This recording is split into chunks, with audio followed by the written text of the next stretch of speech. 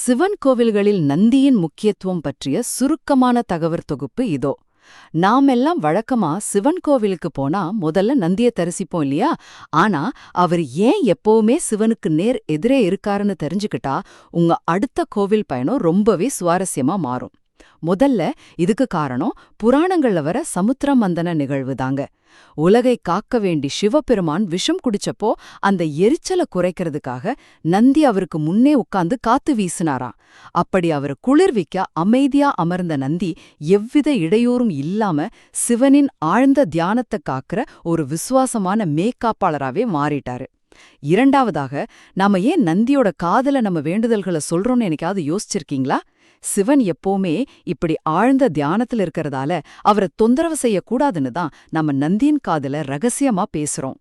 பொறுமை மற்றும் தர்மத்தோட அடையாளமான நந்தி நமக்கும் இறைவனுக்கும் இடையிலான ஒரு சிறந்த தனிப்பட்ட தூதரா செயல்பட்டு நம்ம கஷ்டங்களை ஈசன் கிட்ட கொண்டு சேர்க்கிறாரு.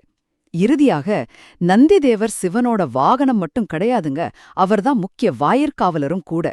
பிரதோஷ காலத்துல சிவபெருமான் நந்தியோட 2 கொம்புகளுக்கு இடையில நடனமாடுறதா ஒரு மிகச்சிறந்த ஐதீகம் இருக்கு. அவர் இறைவனுக்கு இவ்வளவு நெருக்கமா இருக்கறதால தான் சிவனின் அருளைப் பெற நாம முதல்ல நந்திதேவரோட அனுமதிய வாங்க வேண்டியிருக்கு. அதனால நந்திதேவர் வெறும் சிலை இல்லங்க, அவர் உங்க வேண்டுதல்களை ஈசன் கிட்ட நேரடியாக கொண்டு சேர்க்கிற ஒரு மிக முக்கியமான ஆன்மீக பாலம்.